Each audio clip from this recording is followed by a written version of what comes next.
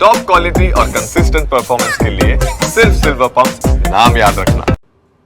બનાસકાંઠાના અમીરગઢ ઇકબાલગઢ પંથકની અંદર ધોધમાર વરસાદ વરસ્યો હોવાના અહેવાલ મળી રહ્યા છે। અહીંના ઇકબાલગઢ એપીએમસીમાં પણ પાણી ભરાઈ ગયા। આ તસવીરો આપ જુઓ। માર્કેટ યાર્ડમાં પાણી ભરાવાને કારણે વેપારીઓને હાલાકીનો સામનો કરવો પડી રહ્યો છે।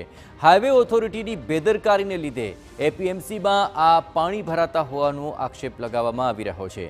જિલ્લામાં હવામાન વિભાગ દ્વારા પણ વરસાદનું હજુએ રેડ એલર્ટ છે અને એપીએમસીમાં હાલ પૂરતી કામગીરી બંધ કરી દેવાની ફરજ પડી છે। 7 દિવસ પહેલાં ખેડૂત મિત્રોને તથા વેપારી મિત્રોને વરસાદથી માલ પડે નહીં તે માટે અગમચેતીના ભાગરૂપે સૂચના આપી દેવામાં આવેલી હતી, જેથી કરીને માર્કેટની અંદર કોઈપણ પ્રકારની જણસી પડેલી નથી કે કોઈ નુકસાન થયેલ નથી।